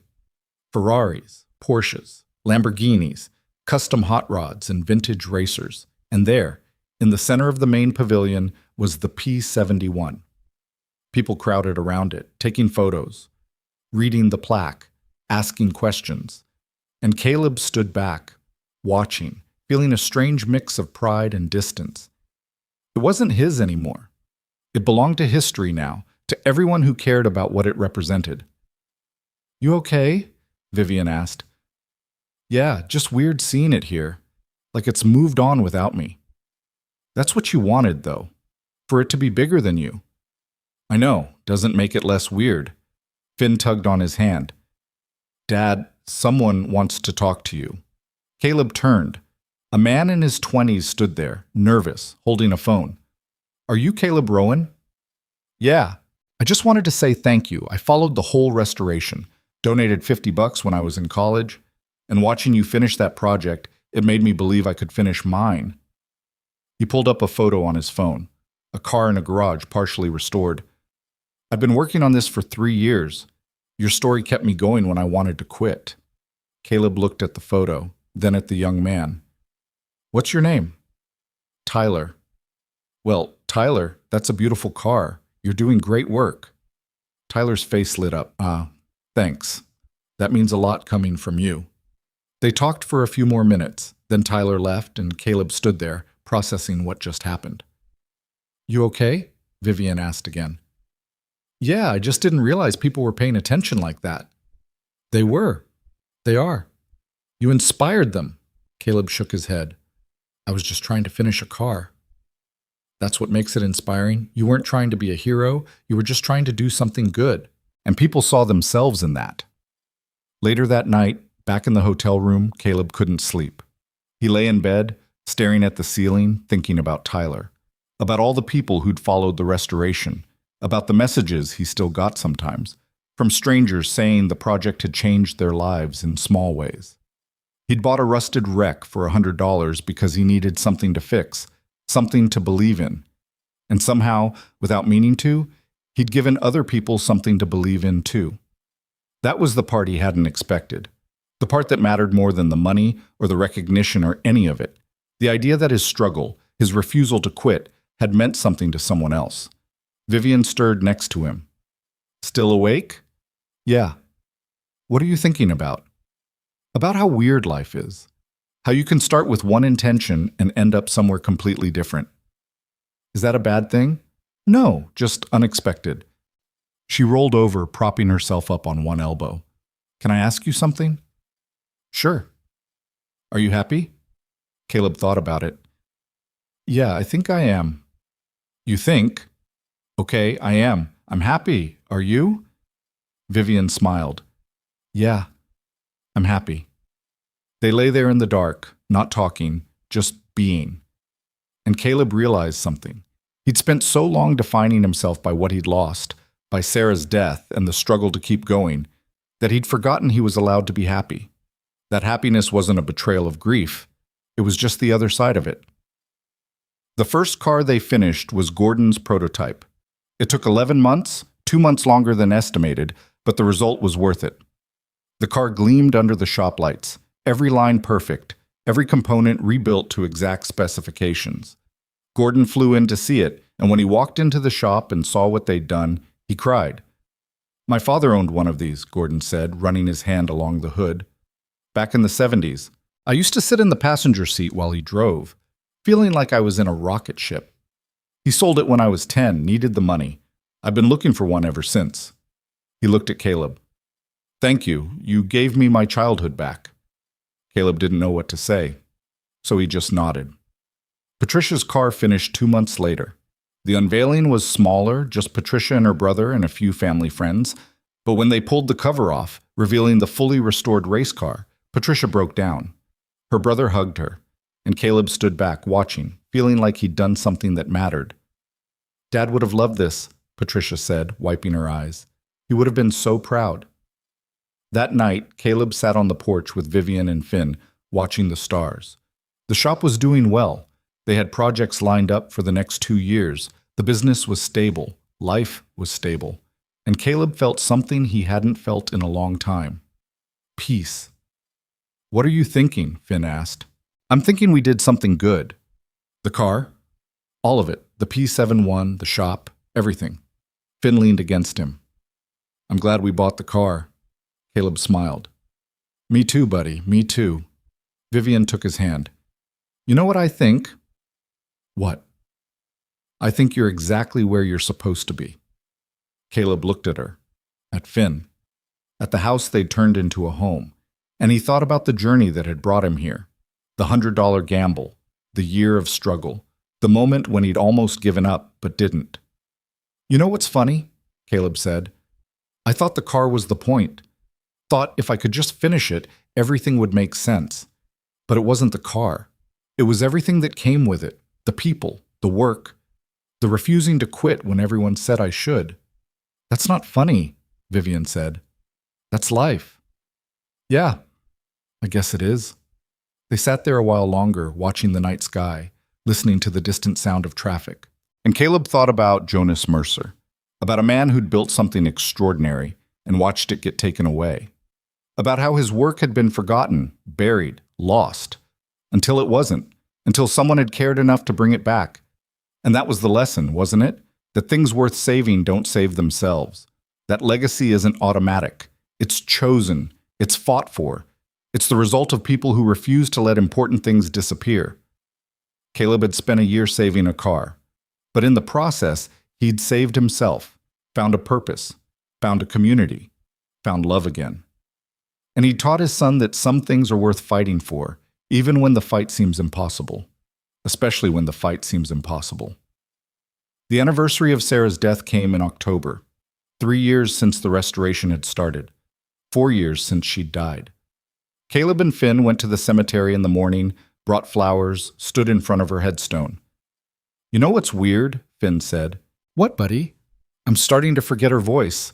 Like, I remember what she looked like, but I can't remember exactly how she sounded. Caleb's chest tightened. That happens. It's okay. Is it? It feels wrong. Caleb knelt down, putting himself at Finn's eye level. Listen to me. Your mom loved you more than anything, and she'd want you to be happy. She'd want you to grow up and have a life, and not spend it being sad. So yeah, it's okay if you forget some things, as long as you remember that she loved you. I remember that. Then that's what matters. Finn hugged him, and Caleb held on tight, feeling the weight of parenthood and grief and love all mixed together. When they got back home, Vivian was cooking lunch. She'd made spaghetti, Finn's favorite. They ate together at the kitchen table, talking about nothing important. School, the shop, the new project starting next week, normal things, good things. After lunch, Caleb and Vivian sat on the porch while Finn played in the yard. Can I ask you something? Caleb said. Always. Do you ever regret it, getting involved in all this? The car, the shop, me? Vivian looked at him. Not for a second. Why? I just worry sometimes that I trapped you, that you signed up for helping with a car and ended up with a whole complicated life. Caleb, I chose this. Every day I choose this. I choose you and Finn and the shop and all the messy, complicated parts. Because it's real. And real is better than perfect. Even when it's hard? Especially when it's hard. Hard means it matters. Caleb smiled.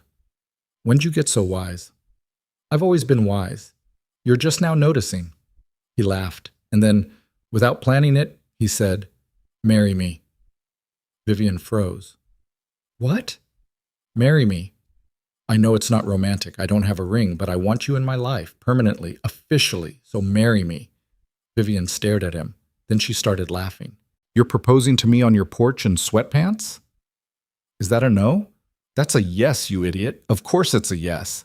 Caleb kissed her, and Finn, watching from the yard, yelled, Does this mean Ms. Hart is going to be my mom? Vivian pulled back, looking at Finn. Is that okay with you? Finn thought about it. Then he nodded. Yeah, that's okay. And just like that, Caleb's family got bigger. They got married in December, a small ceremony in the courthouse with Finn and Daniel and Eddie and a few close friends. Nothing fancy, just the people who mattered. Vivian wore a simple dress. Caleb wore the one suit he owned.